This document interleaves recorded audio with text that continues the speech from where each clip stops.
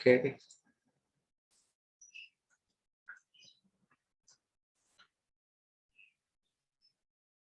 Oke, sekarang lanjut 3 dan 4 deh kayaknya.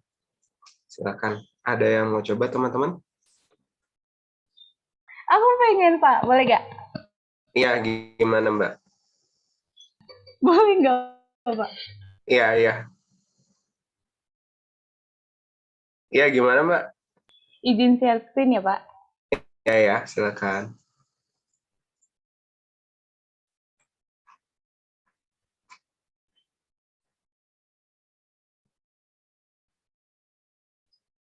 Ini latihan 9 kan ya, Pak? Iya, yang latihan 9. Oke. Bentar ya, Pak. Zoom-nya mana?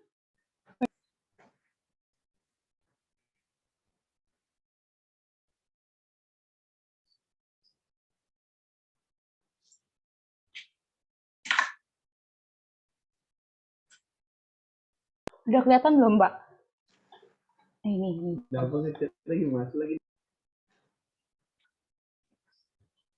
Sudah kelihatan. Nomor 3 itu kan total pesanan per supplier. Nah, saya tuh langsung bentar, Pak.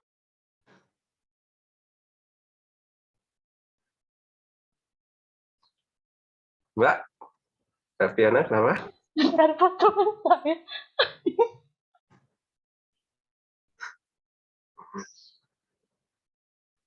Kenapa Mbak? Teman saya jahil, Pak. Itu WhatsApp-nya dimatiin dulu. Emang kelihatan ya, Pak? Nggak ada, Pak. Oh, ada. Oke, udahlah, nggak apa-apa, Pak. Nggak ada siapa-siapa ini, Pak. Eh, Oke. Nah, ini nomor 3 kan nyari total pesanan per supplier dari nomor PO. Itu karena pesanan itu dari PO, jadi data dari rincian PO ini di copy ke sheet nomor 3.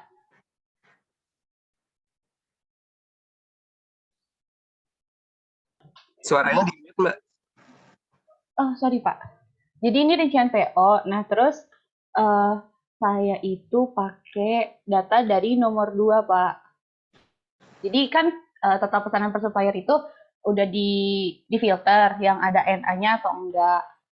Nah, saya itu awalnya kan dari kuantiti pesanan, ngecek ke LPB-nya dulu. LPB-nya itu ada yang sama atau enggak dari nomor 2 ini. Nah, terus di sini juga saya tambahin suppliernya. Karena di sini kan total pesanan per supplier. Yang cek LPB ini pakai VLOOKUP biasa. Terus yang suppliernya itu VLOOKUP juga, tapi VLOOKUP-nya dari master registernya. Nah, kalau saya itu kemarin copy value yang supplier ini, Pak, di copy ke sheet yang D ini. Terus habis itu saya urutin dari A sampai Z, baru pakai consolidate yang ini. Ini nggak gimana? Dari page layout, nggak dari data, saya pakai duplikatnya dihapus, remove duplicate. Terus habis itu saya urutin lagi habis remove duplikatnya habis. Nah, untuk total pesanan per suppliernya itu saya langsung pakai sum if, Pak. Jadi sum if-nya itu sum if n di sini yang n ini, terus ini apa sih namanya? Kriterianya itu dari suppliernya A01. Terus untuk quantity-nya itu dari L. Kemarin itu, Pak, saya tuh yang nggak bisa kemarin si ini yang nomor PO-nya itu kan difilter ya, Pak, pakai NA. Masih ada NA sama nggak ada NA. Terus pas kalau dia di copy value-nya itu di file lain, yang NA-nya tuh masih keikut ke bawah gitu, Pak. Jadi totalnya masih 370-an kalau nggak salah. Tapi kalau di paste value di sheet yang sama, hasilnya jadi berubah ke 366. Jadi saya nggak tahu jawaban yang benarnya 366 apa 370, Pak. Oke, kalau teman-teman yang lain gimana?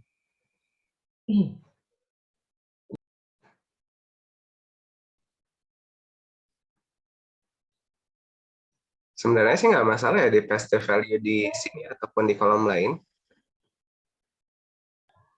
Harus. Kalau kalau di saya kemarin gitu Pak, saya sampai 3 kali nge-rent nyamain sama anak-anak kelas juga kan. Mm-mm. Hasilnya beda-beda terus Pak, sampai akhirnya baru bisa dapat pas di paste value-nya tuh di tabel yang sama. Jadi untuk yang nomor 4 tuh saya copy copy sheet-nya. Oke, oke. Nah, untuk yang nomor 3 ini tadi dapat 366 karena ada supplier. Terus yang nomor 4 ini kan per bulan sebenarnya tanpa supplier gak apa-apa, cuma karena udah ada sheet-nya jadi kalian saya bawa.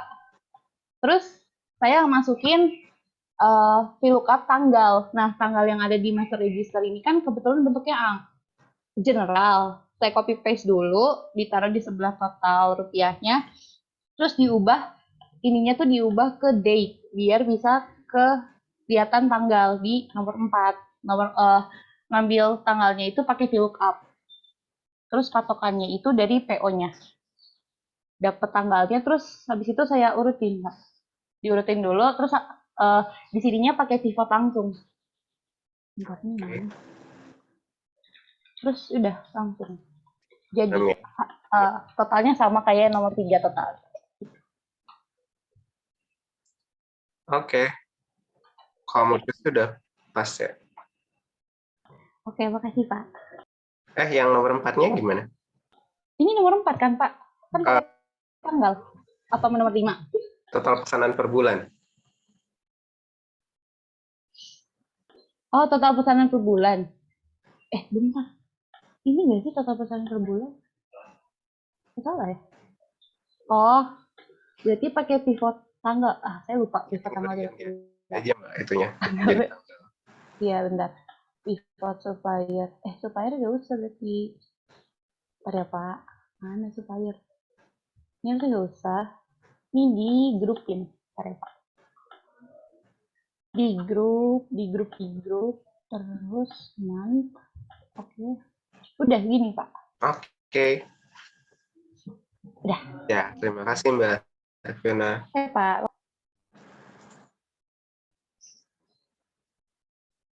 Oke, lanjut nomor 5 dan 6. Jadi total pesanan per produk sama LPB yang dicatat lebih dari 1 kali. Izin, Pak. Izin, Pak. Ini siapa nih? Masnya yang duluan tadi? Bagas, Pak. Bagas ya. Silakan Pak. Mas Bagas. Oke, izin share screen ya, Pak. Yuk, silakan, ini Fiona-nya masih share screen. Maaf, Pak. Gak fokus.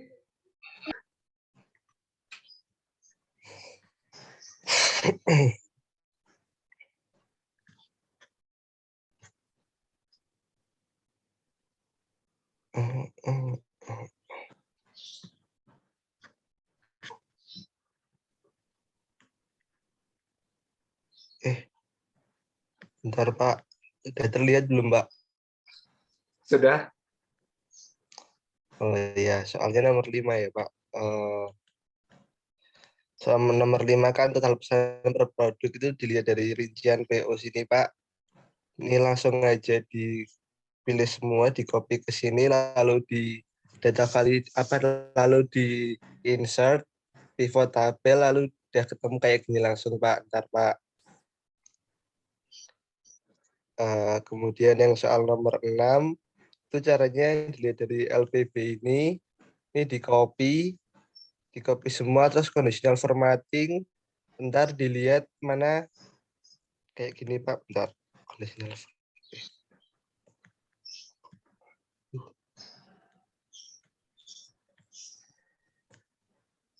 insert conditional formatting.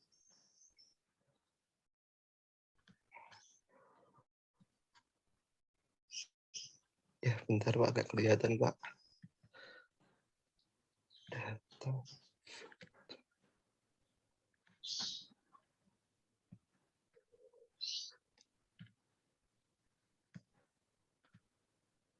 Udah Pak, kayak gitu Pak. Oke. Kalau teman-teman yang lain gimana?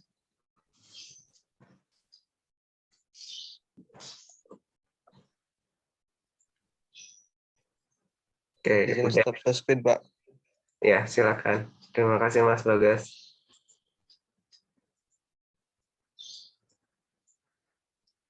Ya, lanjut. Nomor 789 deh, biar sekalian tanggung soalnya. Tadi siapa mbaknya yang... Izin mencoba, Pak. Iya, silakan Mbak Gemara.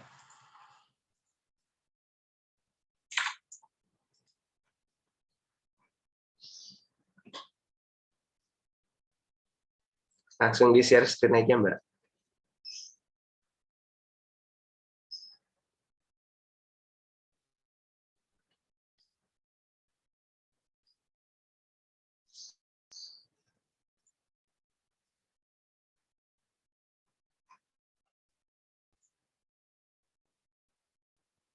Untuk yang nomor 7, diminta total barang yang sudah diterima per supplier. Jadi di sini dari saya pakai di LPB, Pak. Kemudian dari nomor purchase ordernya saya cari kode suppliernya, Pak. Jadi pakai VLOOKUP untuk dapat suppliernya. Setelah itu langsung saya buat pivot tabelnya. Jadi kayak gini, Pak.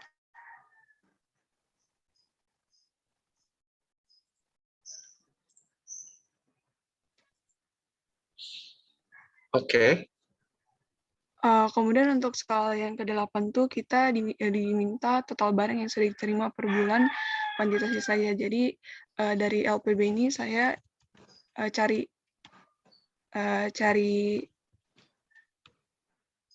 bulannya dari yang tanggalnya. Jadi pakai month terus bulannya, habis itu langsung ke pivot table. Jadi kayak gini.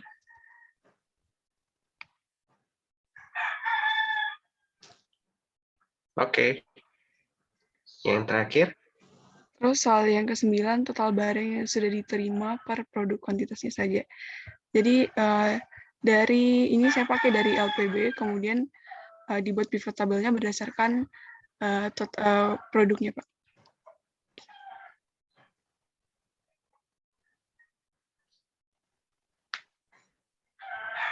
Oke. Gampang ya PR-nya.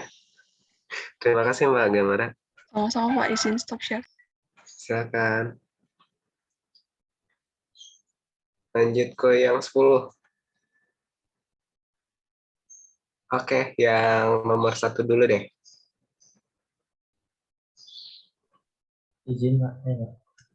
Silakan. Izin share screen ya, Pak?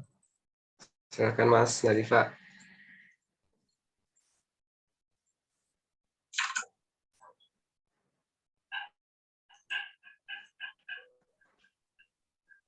Jadi nomor 1 diminta untuk melengkapi dari master register. Ini tadi yang kosong adalah yang kolom totalnya.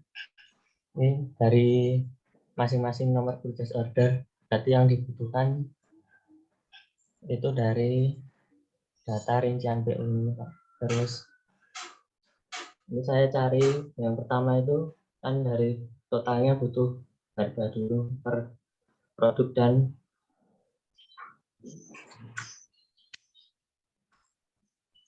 ini dari masing-masing nomor PO-nya. Jadi saya VLOOKUP untuk harganya. Yang masing-masing kategorinya saya pakai rumus if ini, Pak. Jadi yang masing-masing produk saya cari dengan VLOOKUP di data daftar supplier ini dari kode.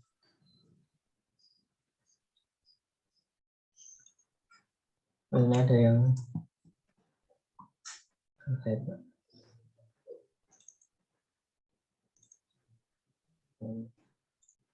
jadi masing-masing produk per nama suppliernya saya cari dengan rumus if. Jadi misalnya dari produk jagung dari supplier CC03 saya cari dari daftar supplier ini. Itu saya cari satu-satu, Pak. Tapi mungkin ada cara yang lebih singkat, Pak. Jadi ini saya belum menemukan, Pak. Terus tinggal dari master register ini saya submit, Pak, dari rincian PO tadi kan dari masing-masing PO-nya ada banyak, ada beberapa ini dari masing-masing produknya, terus saya sampai terus ketemu Mbak. Gitu Pak. Sebentar.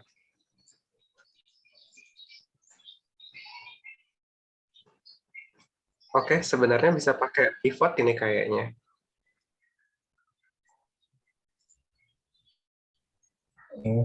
Ya, bisa di pivot dulu, baru nanti per ini, jadi nggak perlu pakai if sih. Ya saya cuma bingung untuk ngambilin ininya kan produknya ke bawah terus Iya, harganya ini kan ke samping. itu bisa di pivot sih Mas. Di pivot, jadi nanti bisa satu-satu kita cari. Tapi nggak apa-apa. Terima kasih Mas Adifa. Kalau teman-teman yang lain ada yang pakai pivot nggak? Di sini Pak, saya pakai. Ya, nggak apa-apa. Coba di-share lagi, Mbak. Saya izin stop share ya Pak. Silakan. Terima kasih Pak. Coba Mbak gambar lagi.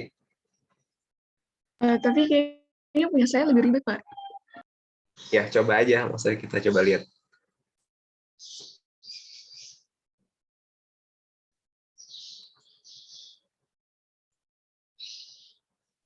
Kayak gini Pak, jadi dari yang rincian PO itu saya buat pivot table-nya jadi kayak gini. Terus kita kalikan masing-masing dari item ini sama harga sesuai suppliernya. Jadi pakai VLOOKUP terus dikaliin sama kuantitasnya.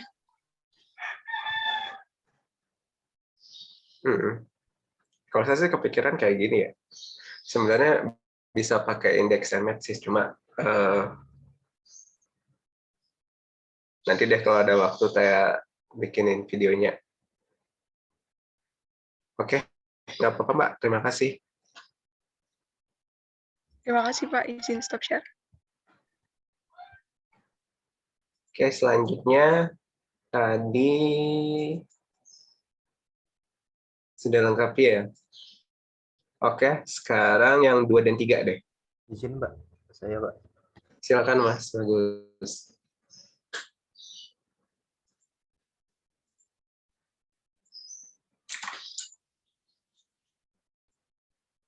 Sudah kelihatan belum Pak? Sudah. Yang nomor 2 itu kan mencari PO yang belum ada LPB-nya. Jadi di sini saya copy dulu yang apa ini yang ada di sheet master register PO, terus saya VLOOKUP Pak. Benar. Saya belum, ini nomor berapa sih Pak? 2 ya Pak? 2 dan 3. Benar Pak.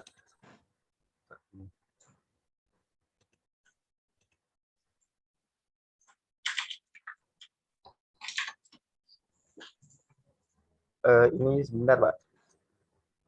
Nomor 2 kan Pak? Kok benar Pak?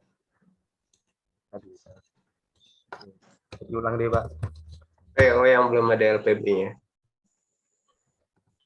Gimana Pak? Lanjut aja.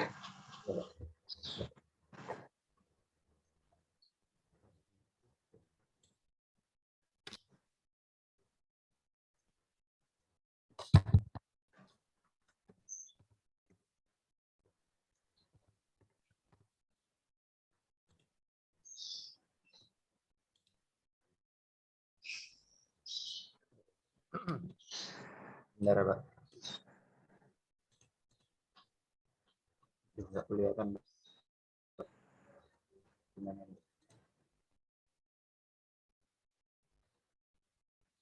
Mau saya filter ya, kelihatan nih Pak, ketutupan ini Pak. Di filter ulang. Iya Pak. Jadi udah.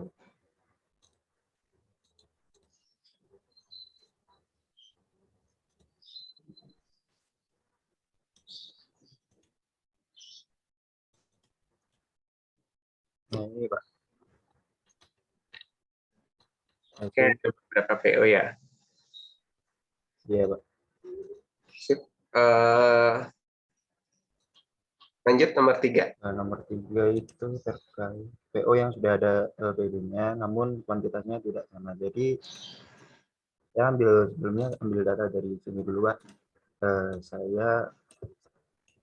Terus ini saya copy. Setelah itu saya cari di sini. Sebenarnya saya pakai cara manual sih, Pak. VLOOKUP satu-satu, Pak. Jadi ini sebenarnya kan bisa, Pak. Saya pakai VLOOKUP. Jadi saya kategorikan per produk dulu, Pak. Saya berdasarkan ini, Pak. Jadi ini saya VLOOKUP di LPB-nya itu. Nah, untuk selain itu saya bisa juga dengan ini, Pak. Kan ini kebetulan urutannya sama semua kan, Pak. Jagung, kedelai, kacang hijau, kacang tanah. Ini saya VLOOKUP dari sini semua. Yang beda kan ini, Pak. Ini apa namanya? Kolom indeksnya ya, Pak. Kolom indeksnya Kan ya. beda.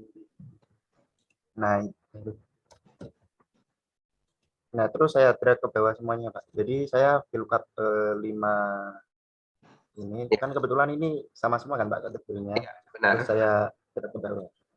Hasilnya kayak gini, Pak. Terus saya conditional formatting.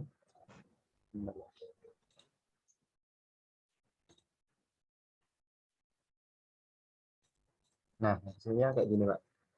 Yang beda, Pak. Berbeda ya. Ya, Pak. Buat jaga-jaga itu kita urutkan dulu aja berdasarkan nomor PO dan produknya. Takutnya urutannya berbeda. Kalau misalkan data banyak kan kita nggak mungkin ngecek satu-satu tuh. Iya sih, Pak. Ya, buat jaga-jaga di awalnya urutkan berdasarkan nomor PO dan produk dulu. Tapi nggak apa-apa. Kalau misalkan udah yakin banget itu sama semua, boleh sih. Iya, Pak. Ya, ini sudah kan, Pak? Oke, terima kasih, Mas. Oke, nih soal sisanya ini tinggal pivot aja sih, teman-teman. Pasti bisa lah semuanya. Oke, kita langsung masuk aja kali ya ke menu utama. Ini saya lagi nyiapin upload di LMS dulu terkait soal quiznya. Kalian mau berapa jam nih? Sejam cukup kali ya?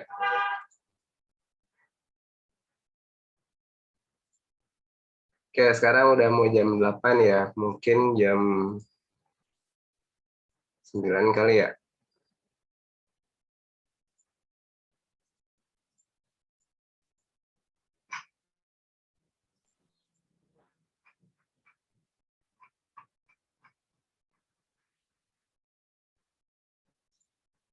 Sebentar ya, saya siapin dulu.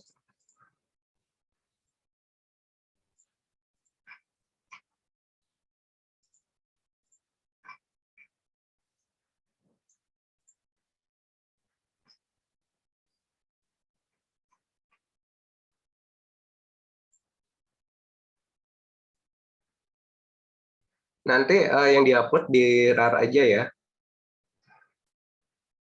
Jadi ini kan ada 3 file jawabannya, ada 3.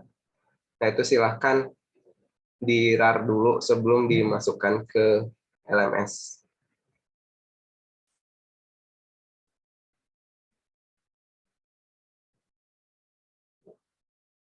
Oke, sudah jam 8. Sudah saya display di LMS ya.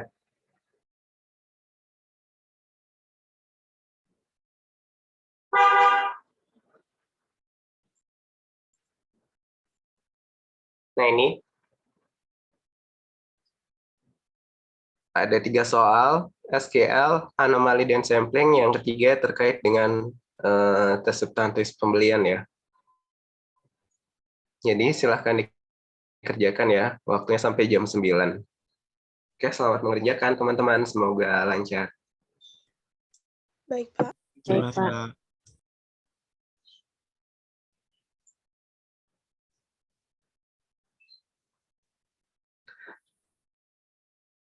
Oke, kita langsung mulai ya. Untuk pertemuan ke-15 ini kita akan bahas terkait dengan, sebentar ya.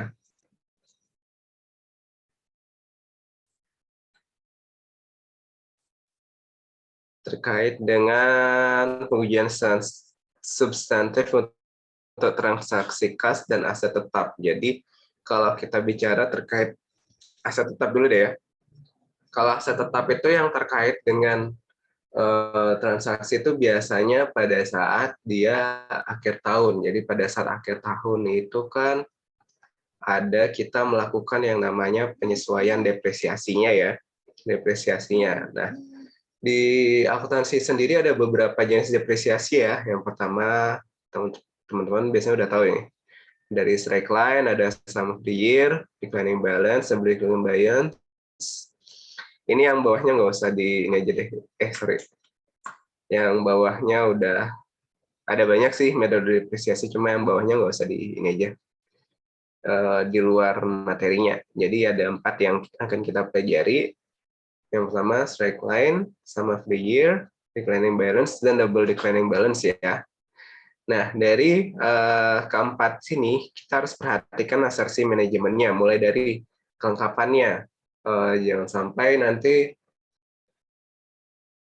nilainya berbeda, terus akurasinya. Akurasinya ini penting karena terkait dengan tanggal biasanya nih.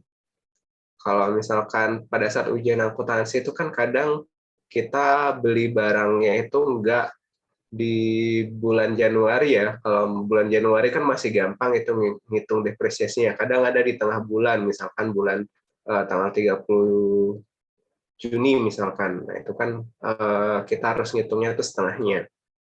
Cut off-nya ini masih terkait juga nih. Kalau akhir tahun nanti sudah seberapa banyak sih depresiasinya? Apakah kalau misalkan udah berjalan setahun kan nggak masalah ya, depresiasinya udah bisa langsung dihitung. Terus keterjadiannya oke, dan kewajiban dan penilaiannya seperti apa.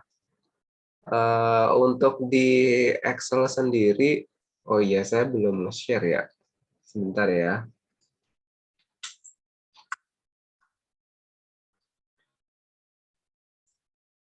Saya share di WhatsApp ya.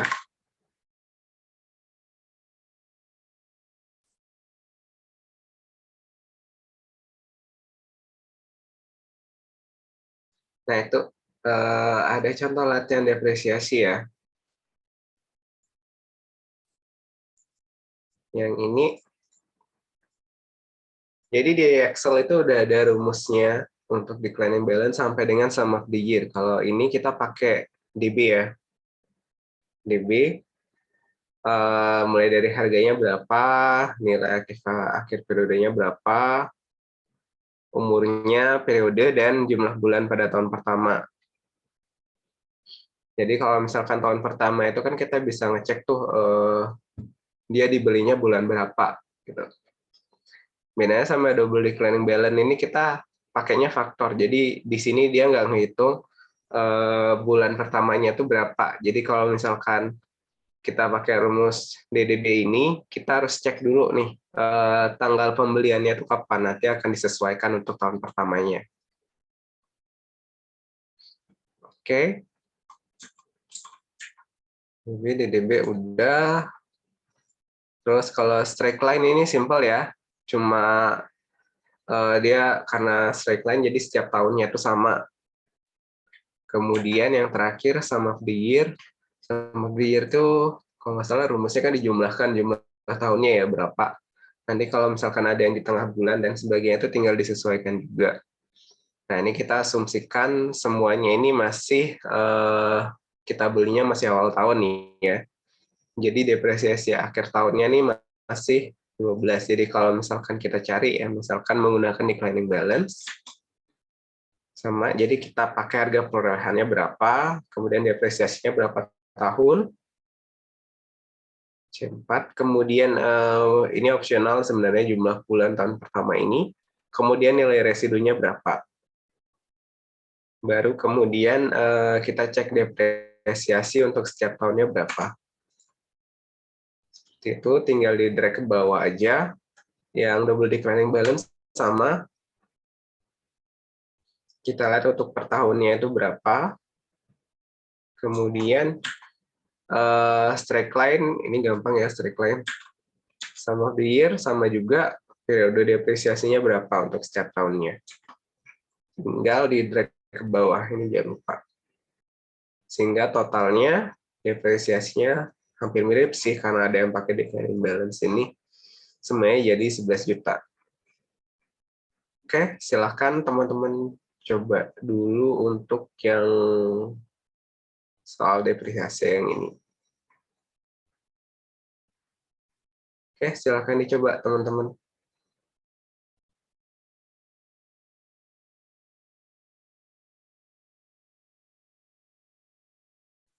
Lima menit ya.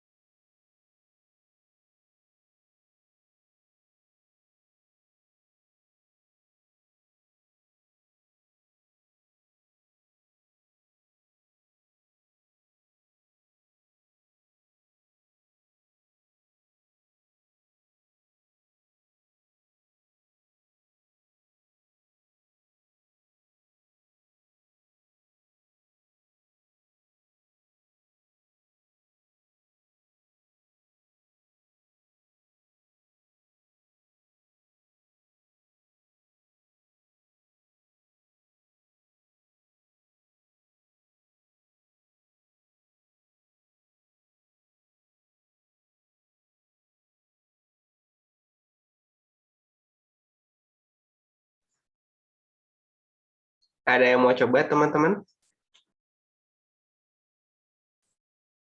Nggak apa-apa kok kalau salah.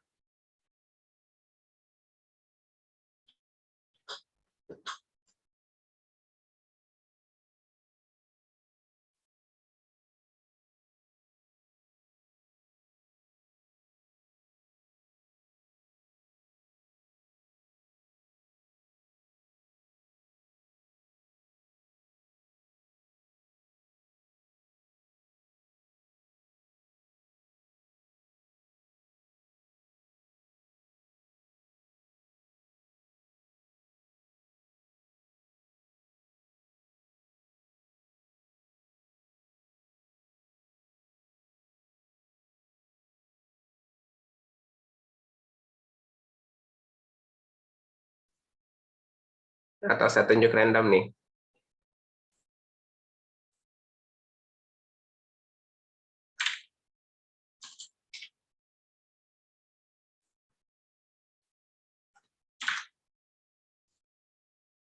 Wah, pas 29.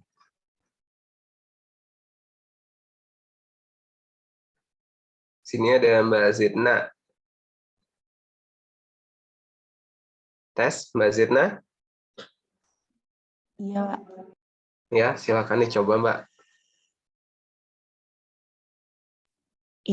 izin share screen ya, Pak. Silakan.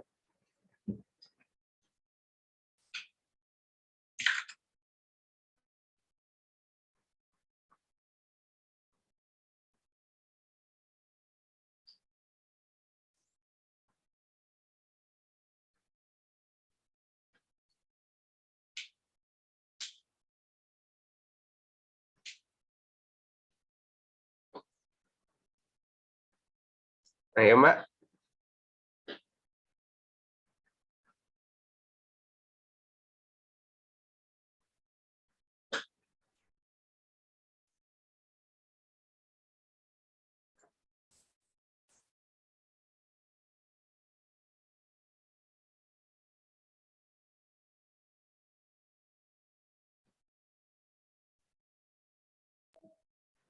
Ini di sini yang periode depresiasi tahun pertama, kalau pakai declining balance itu rumusnya ini DB, terus habis itu cost, salvage, life, terus ini periodenya, terus ini ada jumlah bulan tahun pertamanya, terus ini buat tahun kedua sampai tahun ke-6 juga sama. Terus habis itu untuk yang double declining balance, rumusnya pakai DDB, terus di sini cost-nya, terus nilai residu, terus ini masa depresiasinya, terus periodenya, terus sama di sini ada faktornya. Terus ini buat 9 tahun. 9 tahun. Terus di sini ada yang straight line. Straight line itu pakai rumus SLN, terus harga perolehan, terus nilai residu sama masa depresiasinya. Terus ini karena straight line pasti jumlahnya sama. Terus di sini untuk yang sum of the year itu rumusnya CD, terus harga perolehan, terus ada nilai residu, terus ini 6 tahun, terus ini buat periode keberapa. Terus ini sama buat tahun selanjutnya. Terus kalau dibandingin sama tabel yang awal itu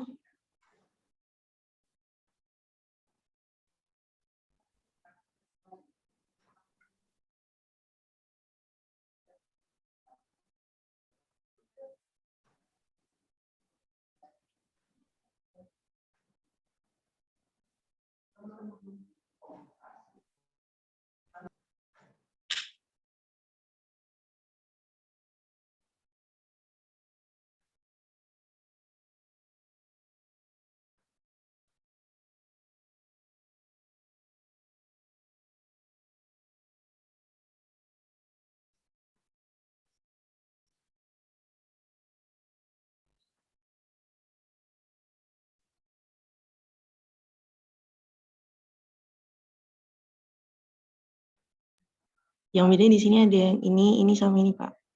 Oke, udah sama. Cuma ini sih satu catatan aja, Mbak. Iya, Pak. Kita cek di strike line-nya, masa depresiasinya adalah 4 tahun. Berarti sebenarnya cuma 4 kali aja itu. Nggak sampai tahun ke-5 dia. Oh, ini ya, Pak? Iya. Oh, ya. Nah, itu salah satu pembedanya di situ nanti.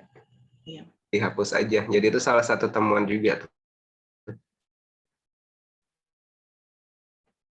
Oke, terima kasih Mbak Zidna. Gimana teman-teman yang lain, udah aman ya?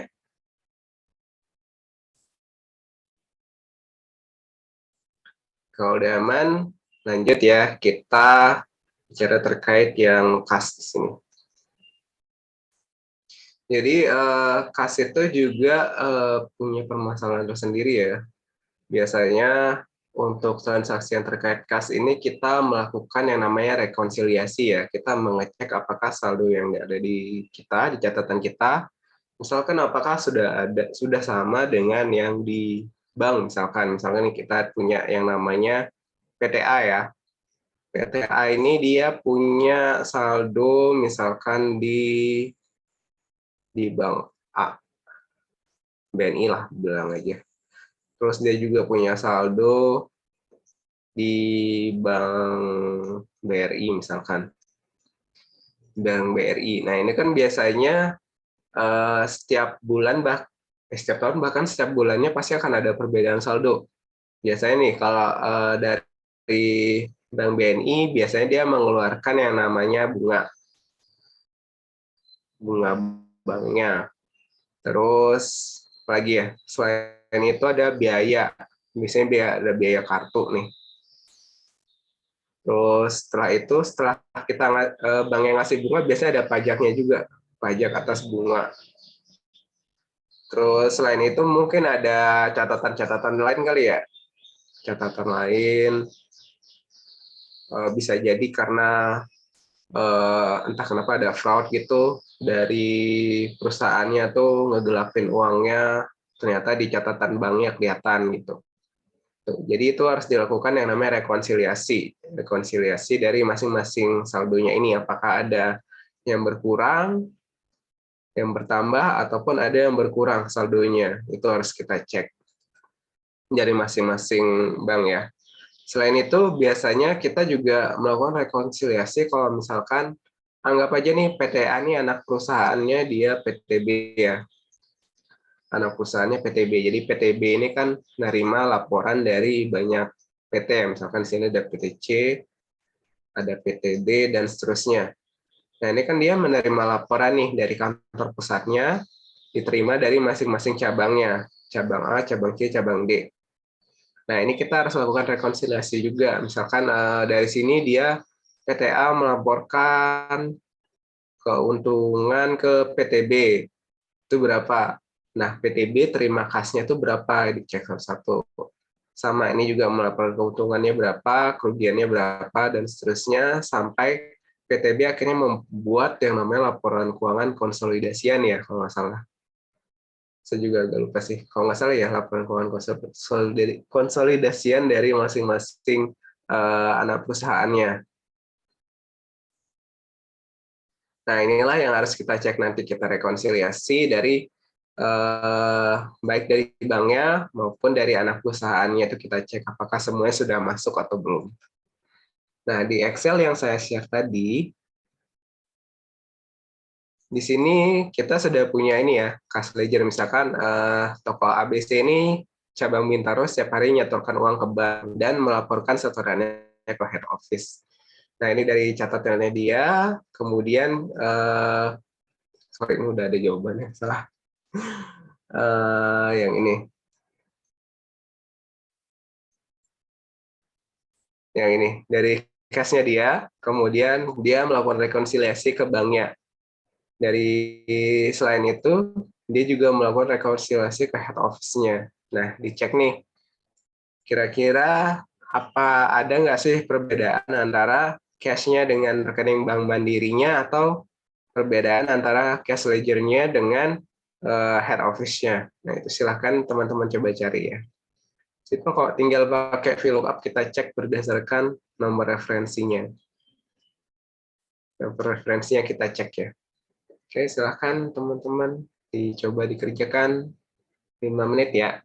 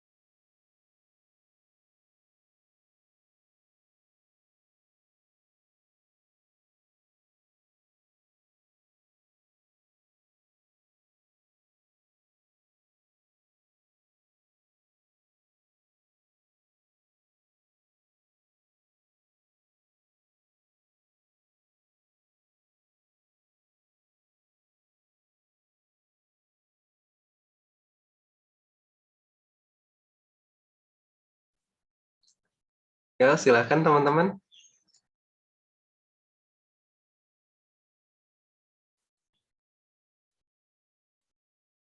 Ada yang mau coba kah?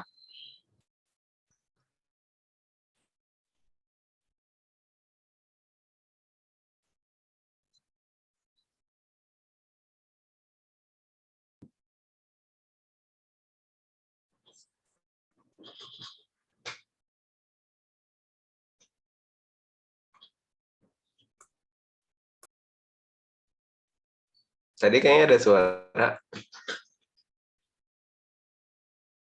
Atau mau saya random lagi ya? Pak mau coba tapi belum selesai Pak. Gak apa-apa, silakan Mas Malik. Ayo, Pak.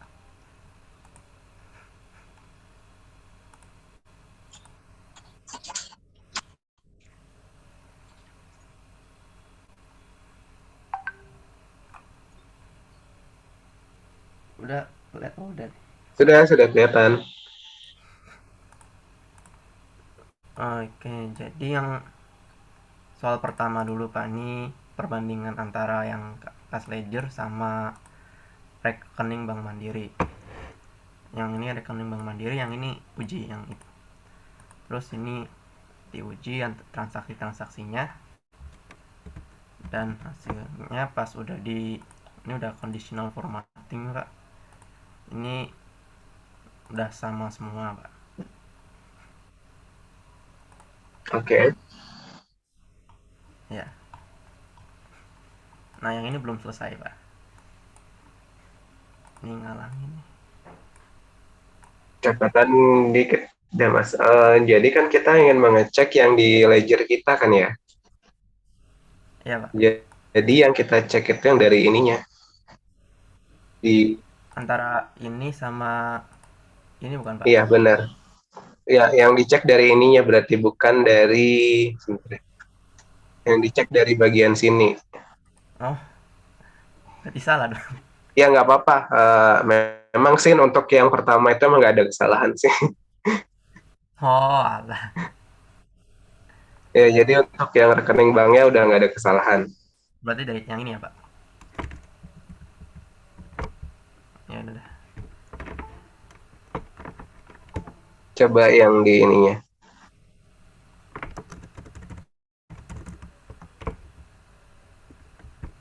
Sama yang rekening bank atau yang kas ledger ya Pak? Sama kas ledger. Jadi kita kan ingin cari yang kas ledgernya, berarti kita ngecek dari kas ledgernya ini apakah sudah tercatat semua di yang head office atau yang Bank Mandiri. Yang ini yang kita cek berarti yang kas ledgernya, bukan yang dari kas banknya. Kita kan nggak ngecek punya banknya gitu. Banknya itu urusan mereka sendiri. Oh, aduh. Oke Pak. Ya. 3. Aduh, ini kenapa? Kalau NA tuh wajar karena di ininya nggak ada sih. Oh, Ya, berarti yang head office itu dia dapat dari segala macam ini ya, yang bawahnya. Oh, segala cabang ya Ya, Pak? segala cabangnya. Jadi kalau misalkan nggak ada ya wajar. Makanya kita cek dari bagian kita aja nih. Berarti pakai if NA apa Pak? Ya, bisa kalau event apa.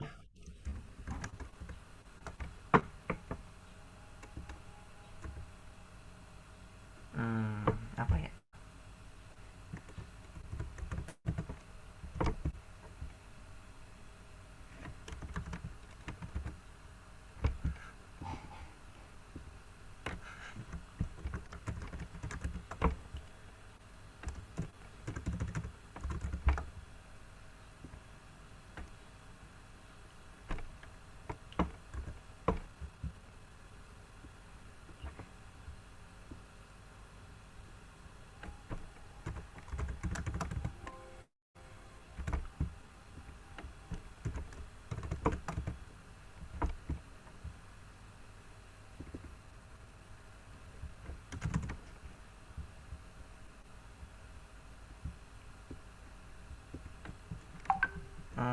Udah ini ya kan ya Pak? ada lah Pak lagi ya Pak. Oke, ada yang beda nggak? Beda semua. Oh ya, catatan sedikit lagi deh. Jadi ini kan kita melaporkan ke kantor pusat ya. Berarti kalau misalkan kita ngeluarin ke kantor pusat dari kita kan dia berkurang, dia di sisi kredit. Sedangkan di kantor pusatnya dia di sisi debit. Jadi agak terbalik dia. Oh, Nah, itu kan kita lihat harusnya kebalik gitu ya, iya Pak. debit sama kreditnya. Berarti kondisional Pak. Ya. Jadi yang harusnya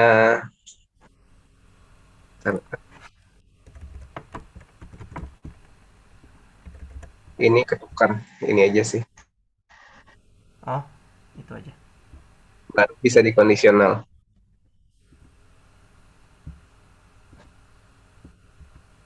Ya, itu karena kan kalau kita misalkan sudut pandangnya dari kantor pusatnya, kalau kita terima uang itu kan berarti debit. Cuma kalau dari sudut pandang eh, si apa namanya itu kantor cabangnya, dia kan mengirimkan uang, berarti dia kredit gitu. Jadi yang debit di kantor pusat dibandingkan dengan kredit yang di kantor cabang, yang kredit di kantor pusat dibandingkan dengan debit di kantor cabang. Hmm, Ya, gimana? Teman-teman ngerti nggak? Ngerti, Pak. Iya, heeh. Dari sisi akuntansinya kan gitu terbalik dia. Tapi nggak apa-apa, ini tinggal dibandingkan yang debit dengan kreditnya berarti.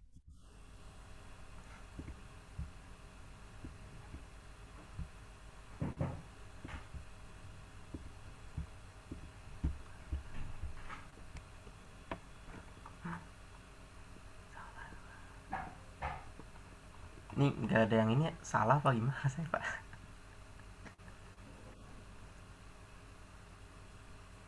Oke, nggak apa-apa Mas. Ya, jadi bisa dicek kayak gitu atau langsung dikurangkan aja. Kalau saya sih langsung kurangkan dia. Hmm. Oh, ceknya gitu Pak.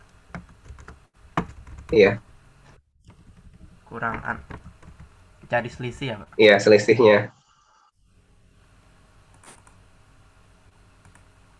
Ini ada yang value. Iya, yang value itu karena kosong sih, nggak apa-apa. Cek yang selain itu aja berarti. Ada yang kelihatan nih. Iya ini Pak, beda negatif ini. Iya. Kayak ke bawah ada lagi deh. Oh, ini Pak. Tinggal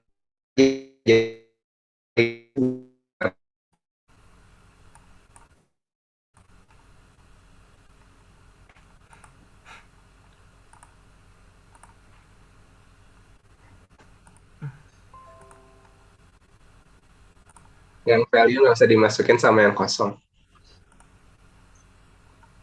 Oke, ada 4 itu berarti yang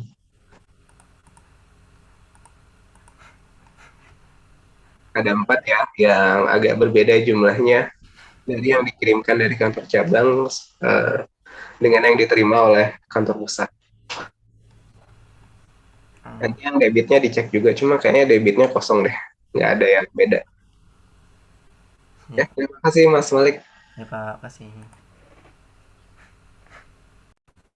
Ya, jadi untuk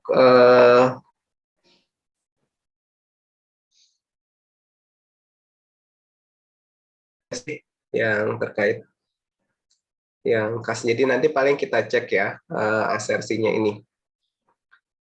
Apakah sudah lengkap kantor cabang ataupun kita rekonsiliasi dengan bank dan sebagainya, akurasinya udah pas atau enggak. Misalkan kalau masalah akurasi ini berarti jumlahnya sudah pas atau enggak, ataukah ada yang lebih besar atau lebih kecil. Terus cut off-nya juga kita cek. Kadang kan bisa jadi kalau masih pengiriman manual kan masih ada jangka waktu pengiriman uangnya ya, mungkin nggak sampainya telat atau gimana. Dan terus keterjadian sudah belum terjadi, hak dan kewajiban dan penilaiannya sudah pas. Itu aja sih kalau misalkan kita bicara terkait dengan kas sama apa ya tadi? Aset, kas sama aset.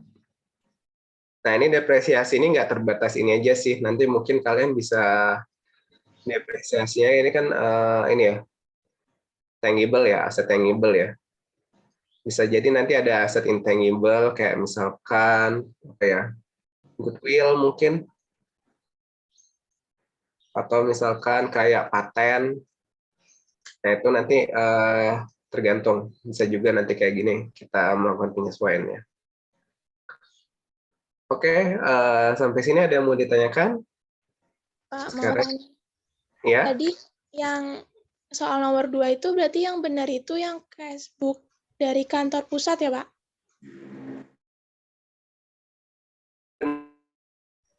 Nah, kalau kita ngelihat kayak gini sih belum kelihatan bener yang salahnya yang mana. Nah, ini kita harus lihat ke dokumen sumbernya ini.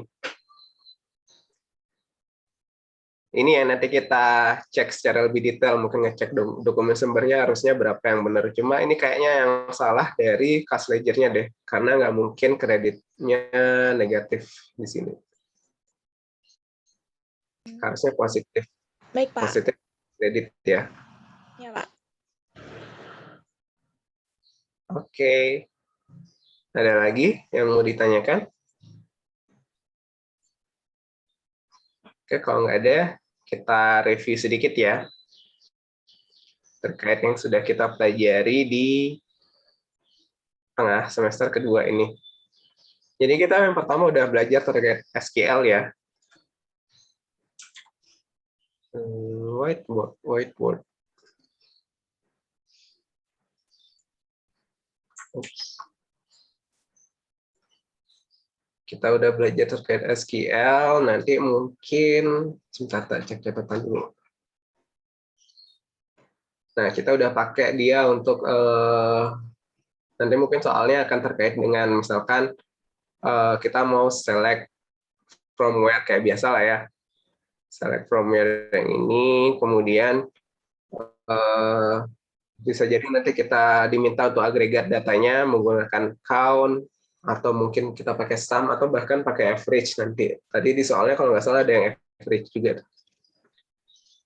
Terus apa lagi ya? Lanjut, kita bahas mungkin konsep data relasional ya. Jadi dari satu tabel itu kita bisa menghubungkannya dengan tabel yang lain. Nah, ini kita bisa pakai SQL atau pakai Excel nih untuk membuat laporannya. Jadi kayak misalkan di summarize, kalau di SQL itu kita bisa pakai agregat ya. Agregat kayak misalkan sum untuk misalkan buat dari jurnal itu buat laporan laba ruginya atau buat laporan neracanya seperti apa. Nah, itu tinggal difilter kode akunnya nanti. Kode akun yang mana yang masuk neraca, yang mana masuk laba rugi. Oke, kita udah juga pelajari terkait dengan anomali dan sampling ya. Anomali dan sampling, jadi kayak misalkan bagaimana cara kita menemukan anomali dalam satu data. Ya, pertama bisa pakai grafik tentunya ya. Kita bisa pakai grafik untuk cek datanya itu ada yang aneh nggak sih dari gambar yang kita lihat, dari grafik yang udah kita buat. Terus menggunakan Benford Law. Ya, kita cek berapa digit, nanti di soalnya ada, tadi maaf lupa ngasih tahu, pakai satu digit aja, nanti tergantung di soalnya mintanya apa. Terus terkait sampling. Sampling kita bisa pakai yang simple ya, langsung pakai run aja. Atau dia mintanya pakai stratified. Jadi setiap data misalkan dibagi per konsumen ya, setiap konsumen itu ada samplingnya yang kita ambil.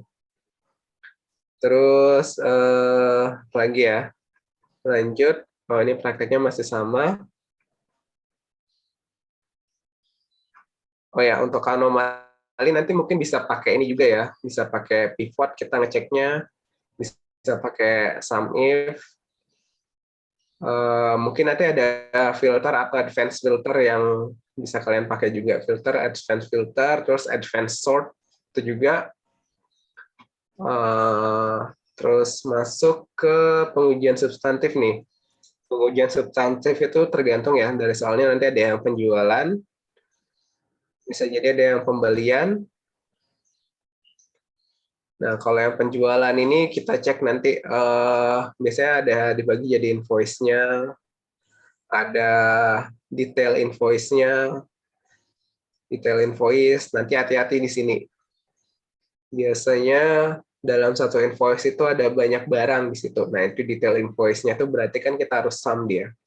Nggak bisa langsung di VLOOKUP aja. Kita pakai sum if dan sebagainya. Terus cut off-nya, asersi di sini juga jangan lupa diperhatikan ya. Ups. Nah, ini asersinya dari lengkap, akurat, cut off, terus otorisasi ya, hak dan kewajiban ini terkait otorisasinya, penilaian dan sebagainya, perhitungan juga, terus mana lagi tadi?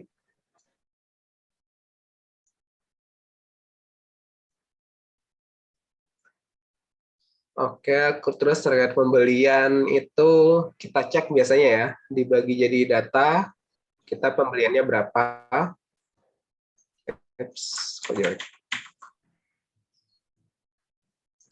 Pembelian, terus nanti pada saat penerimaan barangnya ya, titik-titik krusialnya, penerimaan barangnya, terus cek apakah sudah pas atau enggak, terus apakah ada yang udah kita pesan tapi ternyata belum sampai sama sekali.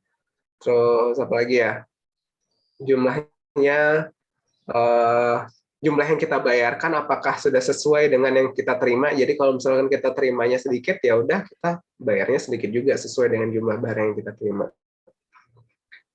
Oke, ini penjualan, ini pembelian. Yang terakhir adalah terkait dengan yang tadi, kas dan aset tetap. Ini biasanya terkait dengan rekonsiliasi, yang kalau aset tetap ini biasanya terkait dengan depresiasi ya. Kalau kita biasanya terkait dengan penjualannya. Oke, sampai sini ada yang mau ditanyakan dulu?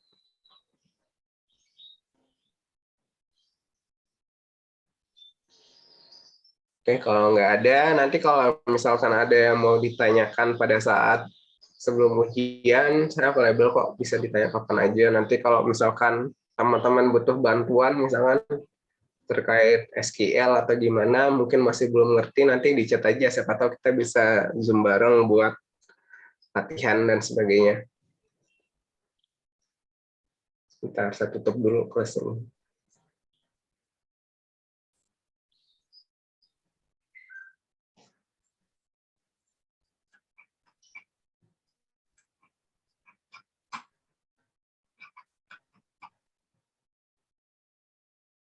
Oke, sampai sini ada yang mau ditanyakan terkait ujian nanti? Pak, belum dapat soal UAS tahun lalu. Oh, soal UAS tahun lalu belum dapat ya? Ya. Kalau dari angkatan sebelumnya, nggak dapat ya? Atau nanti saya coba share ya, soal ujian tahun lalu. Baik, Pak. Terima kasih. Pak, izin Pak, Ya. untuk ujian nanti tetap berarti harus pakai Heidi SQL ya, nggak bisa pakai di Google. Iya, kemarin belum ada tanggapan sih dari dosen yang lain, tuh cuma sepertinya iya harus pakai HDSQL, sayang sekali. Cuma saya coba tanya lagi deh, ntar ke dosen-dosen yang lain, bisa nggak dimasukkan di Beaver gitu. Saya takutnya ini aja sih, kayak UTS kemarin udah pakai, apa namanya itu aplikasinya, lupa. SEB, Pak. Oh ya, SMB, Self Exam Browser ya. Nah, terus tiba-tiba ada ini lagi, nggak pakai SCB lagi, cuma ya kalau misalnya pakai HDSQL ya dari sekarang berarti udah harus dibiasakan pakai HDSQL sih. Sebenarnya di Beaver itu cuma ngebantu pada saat penulisannya aja sih, cuma kan logikanya tetap sama ya, walaupun pakai HDSQL atau pakai di Beaver gitu. Oke, ada lagi yang mau ditanyakan?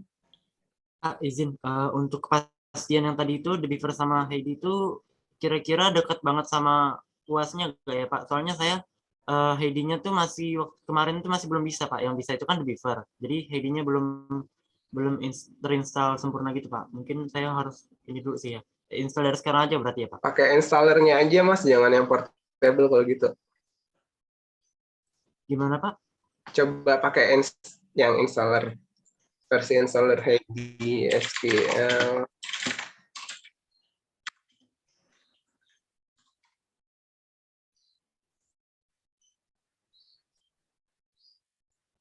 Ya, ini kan ada yang versi installer, ada yang versi portable. Nah, itu bisa dicek aja. Bisa pakai yang mana, terserah.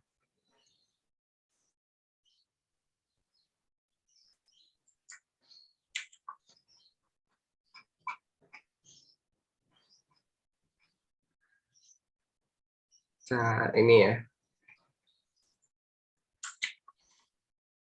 Oke, sudah di grup ya.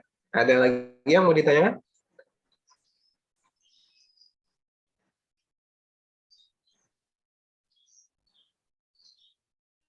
Oke, kalau nggak ada, kayaknya nih, mohon maaf, udah jam 10 ya. 10 lewat. Terima kasih perhatian teman-teman atas... Ya, gimana? Berhubung ini pertemuan terakhir sebelum UAS ya Pak ya? Ya. Mungkin ada beberapa kata yang ingin saya sampaikan Pak. Saya di sini selaku penanggung jawab mata kuliah TLBK mengucapkan terima kasih banyak kepada Bapak ya Pak ya. Udah mengajar kita dengan sangat antusias.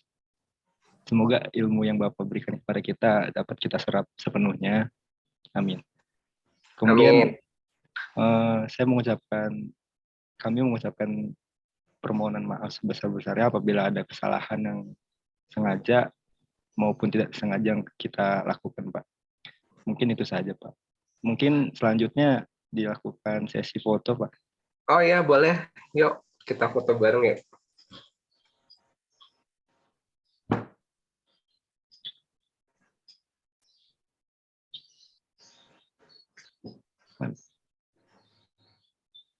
Mas Bagas, tolong di akses ya.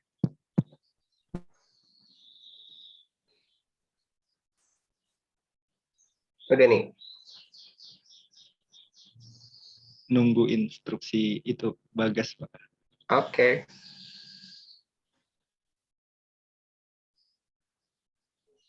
Mas mute, Mas Bagas. Suaranya nggak kedengeran ya? Sekarang sudah terdengar belum, Pak? Oh ya, sudah. Azwar, kok belum on cam ini ya?